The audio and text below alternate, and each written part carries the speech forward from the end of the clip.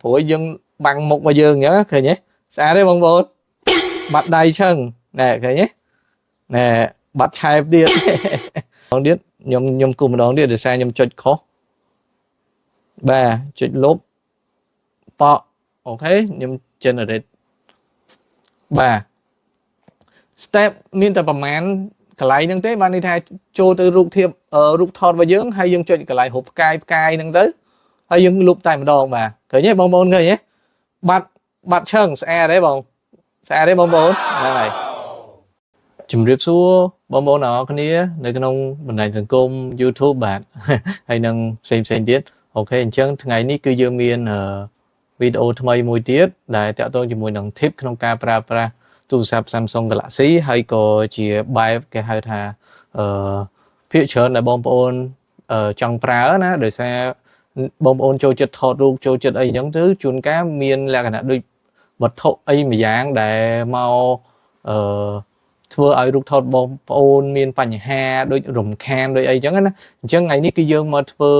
មុខងារមួយយើងមកចែកម្លែកនៃការប្រើប្រាស់មុខងារមួយគេហៅថាobject removal មុខងារហ្នឹងគឺយើងប្រើប្រាស់ Galaxy AI អញ្ចឹងបងប្អូនដែលប្រើប្រាស់ Galaxy AI អាចសាកល្បងបានដូចជាប្រភេទដែលអាចប្រើប្រាស់ AI បានរបស់ Samsung ណាអញ្ចឹងឥឡូវនេះគឺខ្ញុំបង្ហាញនៅលើ M25 Ultra បាទអញ្ចឹងតាក់ទងជាមួយនឹង M25 Ultra បងប្អូនអាចមើលវីដេអូខ្ញុំនឹងដាក់រូបមួយចំនួនបាទដោយសារខ្ញុំអត់ចង់ឲ្យមានរូបថតច្រើនពេកទេអញ្ចឹងណាឥឡូវខ្ញុំសុំscreen recording បន្តិចសិន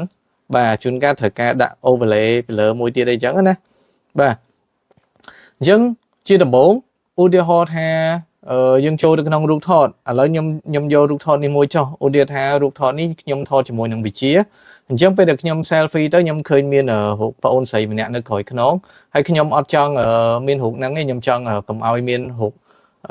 អ្នកផ្សេងអីចឹងណាដើម្បីលុបរូបហ្នឹងគឺយើងប្រើប្រាស់ AI គឺវាលុបបានល្អមែនតើអញ្ចឹងយើងអាចធ្វើពីរផ្លូវទី1គឺយើងអាចចូលកន្លែង edit ហើយយើងចុចលើពាក្យ Galaxy AI ណាតែបើសិនជាអត់ទេយើងលឿនគឺយើងចុចប៊ូតុងរូប AI នេះតែម្ដងណាអូខេខ្ញុំចុចប៊ូតុងនេះតែម្ដងហើយបន្ទាប់មកយើងយក function មួយនេះគឺគេហៅថា generative edit បាទយក function មួយនេះអញ្ចឹងនៅក្នុងនេះវាមាន sketch to imageអាហ្នឹងយើងគូររូបបន្ថែមទៀតអញ្ចឹងណាអានេះយើងហៅ Portrait Studio ដែលយើងបំលែងរូបទៅជាតុក្កតាទៅជាអីដើម្បីលុបយើងយក generative edit អូខេអញ្ចឹងខ្ញុំចុចកន្លែងហ្នឹងហើយបន្ទាប់មកខ្ញុំគ្រាន់តែទៅកន្លែងបងអូនស្រីហ្នឹងខ្ញុំគ្រាន់តែគូសម្ដុំហ្នឹងមកឧទាហរណ៍ថាខ្ញុំចង់លុបកន្លែងហ្នឹងបាទយើងសេរីទៅឧទាហរណ៍ថាយើងគួរឲ្យគេខ្លះឲ្យវាពេញអញ្ចឹងណាដើម្បីមើលទៅយើងលុបតែរូបកន្លែងហ្នឹងទៅណាអញ្ចឹងបន្ទាប់មកទៀតខ្ញុំគិតថាប៉ុណ្ណឹងខ្ញុំចង់លុបតែប៉ុណ្ណឹងឬក៏យើងចង់គូថែមអីយើងសេរីតាមហ្នឹងហើយយើងចុចកន្លែងនេះបន្តនេះដែលគេរូបជាប់លុបយើងចុចកន្លែងនេះមកអញ្ចឹងវាលុបហើយអញ្ចឹងយើងគ្រាន់តែចុចពាក្យ generate បាទអញ្ចឹងរងចាំមកស្ទុះទៅគឺវានឹងធ្វើការលុបឲ្យយើងហើយងាយតែម្ដងបាទហើយលុបបានស្អាតទៀតអញ្ចឹងណាឃើញទេបងប្អូនលុបបានស្អាតមែនតើណា Amazing អត់មានឃើញប្រទេសអីទេណាអញ្ចឹងយើង save copy មក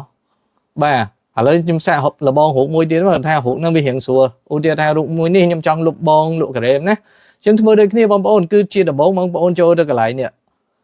កន្លែងហ្នឹងហើយបន្ទាប់មកយើងយកកន្លែង generative edit ហ្នឹងហើយយើងគូលើហ្នឹងមក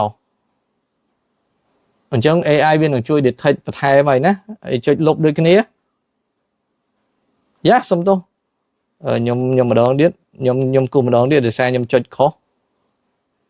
បាទចុចលុបប៉អូខេខ្ញុំ generate បាទ step មានតែប្រហែលកន្លែងហ្នឹងទេបានន័យថាចូលទៅរូបថត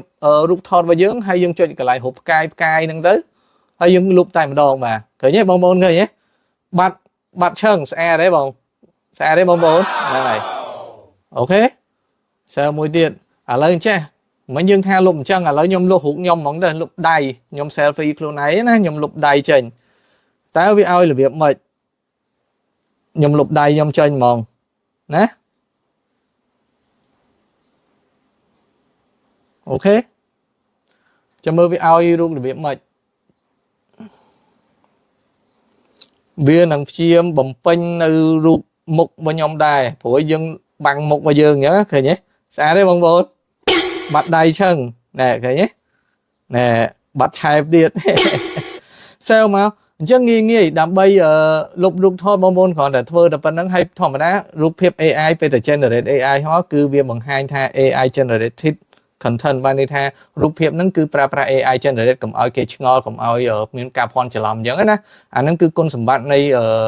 ការប្រើប្រាស់ AI ហ្នឹងហើយបងប្អូនត្រូវចាំដើម្បីបងប្អូនធ្វើអាហ្នឹងបានតើបងប្អូនមាន Samsung account សិនណាបានន័យថាទូរស័ព្ទបងប្អូនដែលប្រើ Samsung ហ្នឹងគឺ sign up ជាមួយនឹង